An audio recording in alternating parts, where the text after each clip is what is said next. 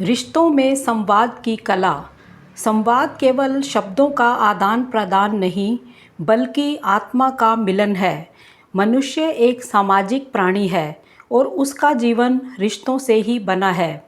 माँ बाप, भाई बहन, पति पत्नी, मित्र, सहकर्मी, ये सभी रिश्ते हमारे जीवन की रीढ़ हैं।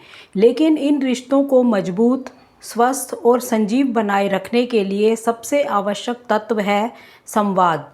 संवाद यानी विचारों, भावनाओं और अनुभवों को एक दूसरे के साथ बांटने की कला। यह कला यदि ठीक से आ जाए तो कोई भी रिश्ता ना टूटे, ना ही कमज़ोर पड़े। संवाद क्यों आवश्यक है? संवाद के बिना कोई भी संबंध जीवित नहीं रह सकता। एक बीज को यदि समय समय पर पानी, धूप और देखभाल ना मिले तो वह मुरझा जाता है। उसी प्रकार रिश्तों का संवाद रूपी जल चाहिए। यदि हम अपने मन की बात, समस्याएं, खुशियां और इच्छाएं समय पर अपने करीबी लोगों से ना कहें तो मन में भ्रम, गलतफहमियां और दूरी पैदा होने लगती है। उदाहरण, यदि एक पति पत्नी के बीच रोज की छोटी बातें भी बिना संवाद के रह जाएं, तो समय के साथ वे दो अजनबी बन सकते हैं। वहीं यदि वे खुलकर बात करें, एक दूसरे की सुनें और समझें, तो हर कठिनाई आसान हो जाती है। संवाद और समझ दोनों का संतुलन।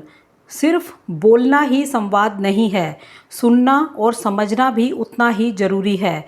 कई बार हम अपने मन की बात तो कह देते हैं, लेकिन सामने वाले को सुनते नहीं। ऐसे में संवाद अधूरा रह जाता है और समस्या का समाधान नहीं हो पाता। उदाहरण, एक माता पिता यदि अपने बच्चे की बातें ना सुने और केवल उसे निर्देश देते रहें, तो बच्चा धीरे धीरे भावनात्मक रूप से उनसे दूर हो जाता है।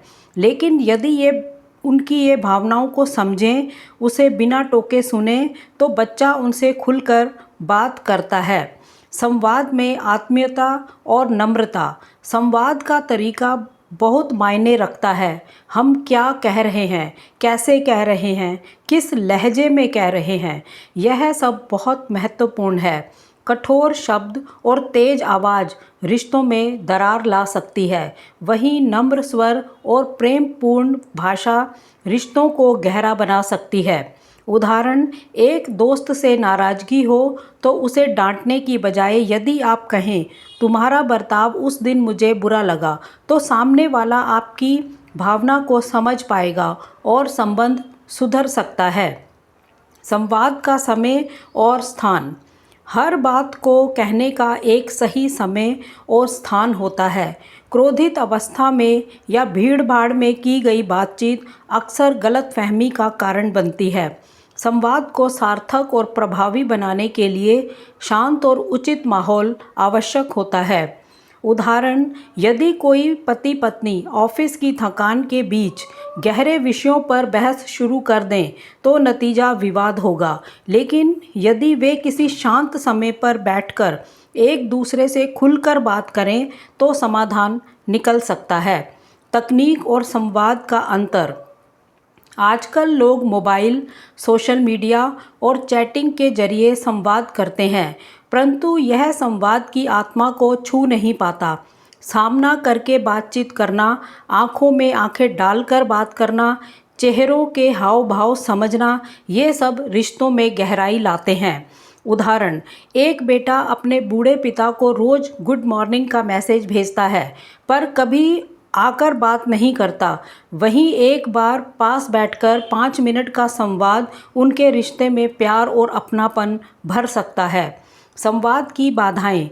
रिश्तों में संवाद को बाधित करने वाली कई चीज़ें होती हैं, जैसे अहंकार, असुरक्षा, गलतफहमी, पूर्वाग्रह आदि। जब व्यक्ति अपने को सही मानता है और दूसरे को गलत, तो संवाद टूट जाता है। एक अच्छा संवादक वही होता है जो पहले स्वयं को समझे और फिर सामने वाले को। उदाहरण, दो भाई आपस में नहीं बोलते क्योंकि दोनों को लगता है कि सामने वाला गलत है। यदि एक भाई पहल करके कहे, आओ बैठकर बात करते हैं, तो बरसों पुरानी दूरी कुछ ही मिनटों में मिट सकती है। बच्चों के साथ संवाद की भूमिका। बच्चों के साथ संवाद एक विशेष प्रकार की कला है। उन्हें डांटना नहीं, समझाना होता है। उनके मन की दुनिया को समझने के लिए आपको उनके स्तर पर आना पड़ता है। उदाहरण, यदि बच्चा स्कूल से उदास लौटे और माता पिता पूछें सब ठीक है और बच्चा चुप रहे, तो उन्हें ज़बरदस्ती नहीं करनी चाहिए। उन्हें एक कप चाय दें, खाने को उनकी पसंद का दें, फिर कोई पसंदीदा उनकी कहानी या उनसे बातचीत शुरू करें।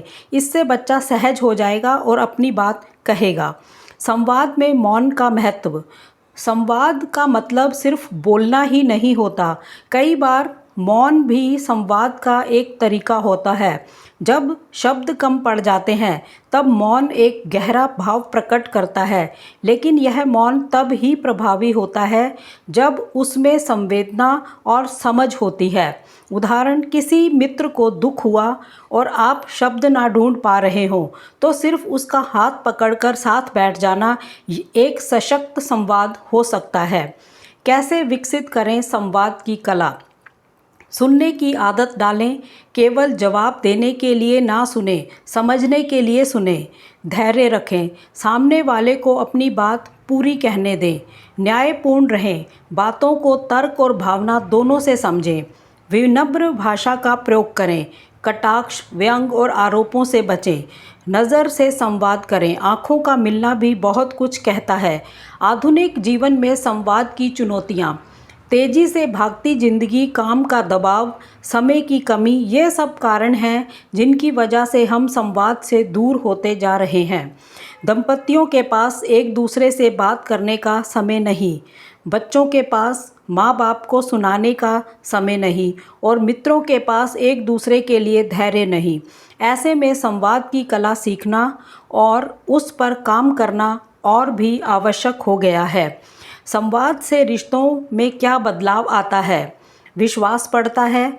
खुलकर बात करने से गलतफहमियां दूर हो जाती हैं। नज़दीकी आती है। भावनात्मक दूरी कम होती है। समस्याओं का समाधान होता है। संवाद से हल निकलता है। सम्मान बढ़ता है। जब कोई आपकी बात सुने तो आप महसूस करते हैं कि आप महत्वपूर्ण हैं। रिश्तों में संवाद केवल एक विकल्प नहीं, एक अनिवार्यता है। यह वह पुल है जो दो व्यक्तियों के बीच भावात्मक दूरी को मिटाकर उन्हें जोड़ता है। यदि हम सचमुच अपने रिश्तों को मजबूत, जीवंत और गहरा बनाना चाहते हैं तो संवाद की कला को सीखना और अपनाना होगा। हमें यह समझना होगा कि संवाद का अर्थ केवल बोलना नहीं, बल्कि सुनना, समझना और साथ मिलकर समाधान खोजना है। रिश्ते शब्दों से नहीं, भावों से बनते हैं और भाव संवाद से ही व्यक्त होते हैं। तो इसी तरह की नॉलेज भरी जानकारियाँ और मोटिवेशनल जानकारियाँ इस चैनल पर आपको हमेशा ही सुनने को मिलती रहेंगी।